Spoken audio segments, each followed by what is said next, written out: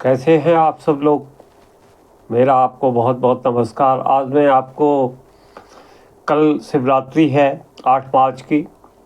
8 मार्च को 1:19 पर लग रही है, 1:19 दोपहर के बाद से त्रयोदशी लग रही है। शिवरात्रि त्रयोदशी को मनाई जाती है, इसलिए आप लोग इस चीज़ का विशेष ख्याल रखें।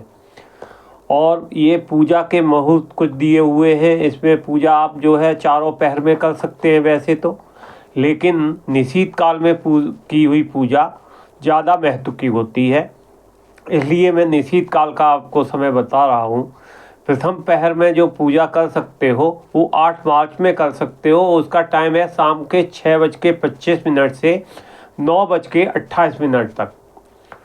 उसके बाद द्वितीय पहर 8 मार्च को ही चालू हो जाएगा, जो 9:28 से चालू होगा और 12:31 तक चलेगा।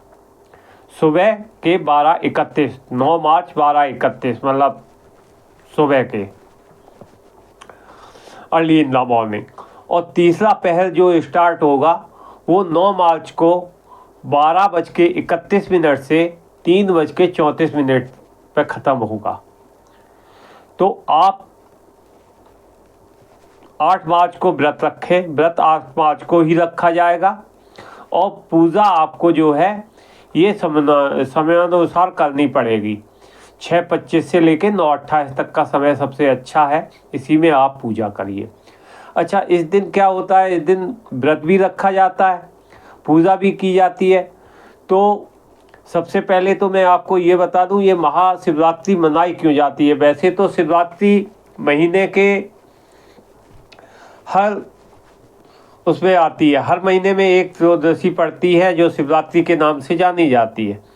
लेकिन इसका महत्व क्यों है, तो इसका महत्व इसलिए है कि श्रीमद् भागवत में ये कहा गया है कि महाशिवरात्रि के दिन ही शिव जी का जन्म ब्रह्मा जी की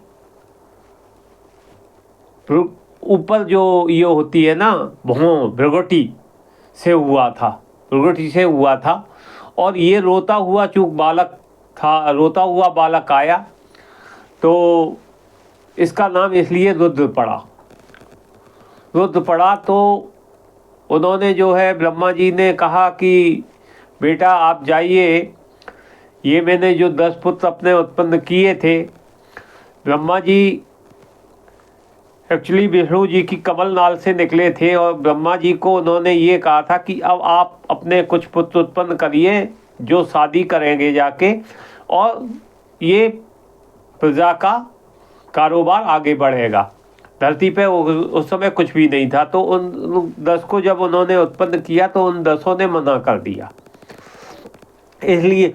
और 11वें ये हुए, शिवजी उत्पन्न हुए, तो इनसे कहा कि आप सृष्टि को वो करिए जाके, सहायक होइए, सृष्टि को बढ़ाने में सहायक होइए। तो शिवजी तो चूँकि प्रकृति से निकले थे तो तमोगुणी वाले थे ये, तो तमोगुणी वाले होने के नाते इन्होंने क्या पैदा किया, भूत, पिशाच, राक्षस, नाग, बिच्छू, सर्प, ये सारे पैदा किए, मतलब जितने भी हो सकते थे। तो जब इनकी संख्या ज़्यादा बढ़ गई तो ब्रह्मा जी ने कहा कि नहीं, अब आप केवल प्रलय का काम करिए, ये डिपार्टमेंट किसी दूसरे को देता। तो शिव जी इस पे एग्री हो गए। तो एक तो ये है। दूसरा ये है, अन्न पुराण जो है, बहुत से पुराण है ना, तो अन्न पुराण ये कहते हैं कि इस दिन शिव जी का जो है शादी हुई थी पार्वती माँ के साथ में।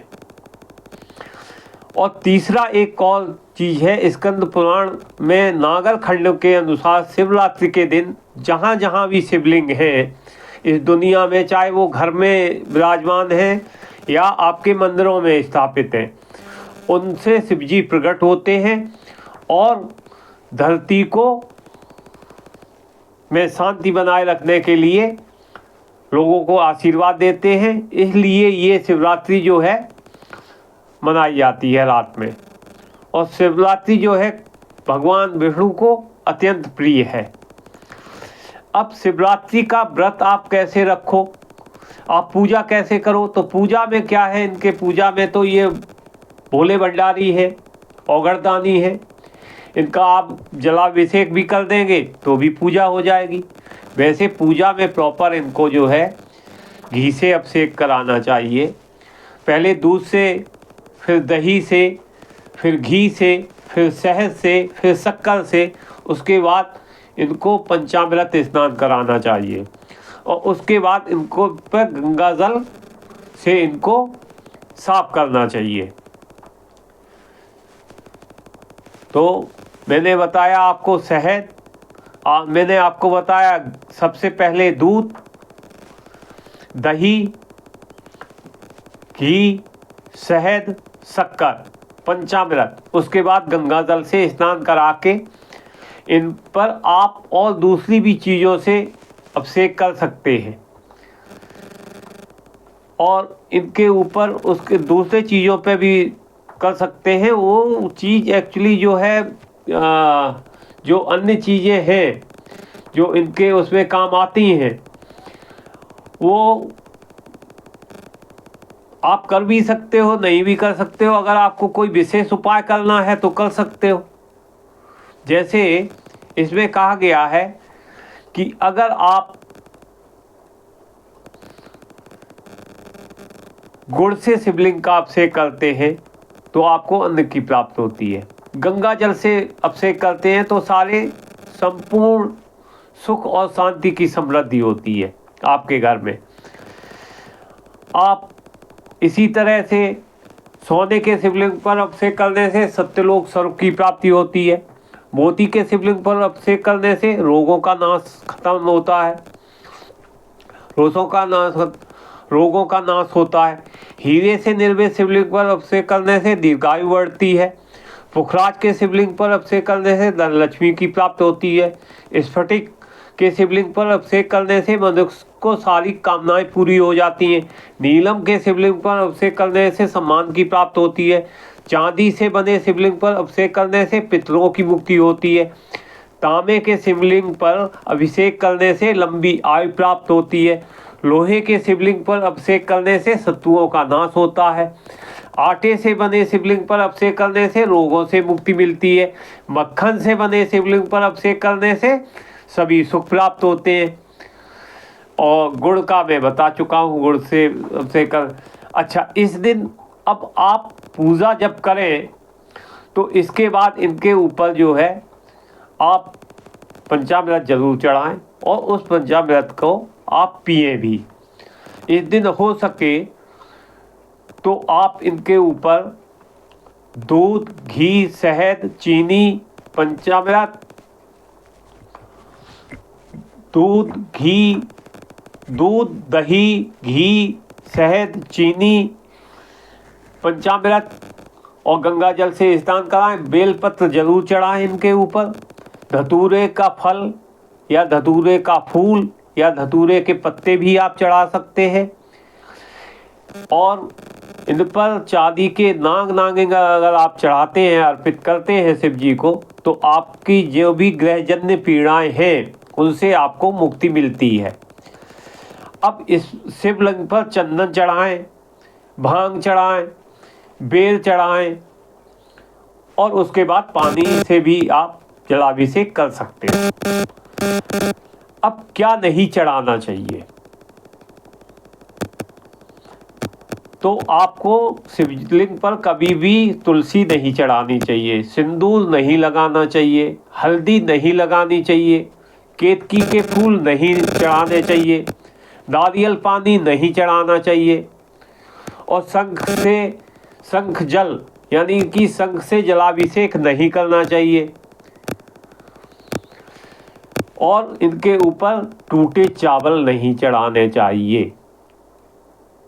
और कहीं कहीं ये भी कहा गया है कि इनके शिवलिंग पर कभी भी काले तिल नहीं चढ़ाने चाहिए, काले तिल में से जल नहीं चढ़ाना चाहिए। अभी फूडिंग में आप क्या कर सकते हैं? फूडिंग में आपको वो फूड लेने हैं जो आपको डिहाइड्रेट होने से बचाए, मतलब हाइड्रेशन आपका बढ़ाते रहे। तो इसमें आप किसी भी फल का जूस ले सकते हैं, कोकोनट वाटर ले सकते हैं पोमोग्रेनेट मतलब अनार ले सकते हैं, ऑरेंज ले सकते हैं, एप्पल ले सकते हैं, केला ले सकते हैं, कुट्टू के आटा, सिंघाड़े का आटा, ये सब खा सकते हैं। आलू की सब्जी खा सकते हैं, कद्दू की सब्जी खा सकते हैं, अरबी की सब्जी खा सकते हैं। मखाने की खीर बनाई जा सकती है, मखानों को तल के खाया जा सकता है, ड्राई फ्रूट्स को खाया जा सकता है। और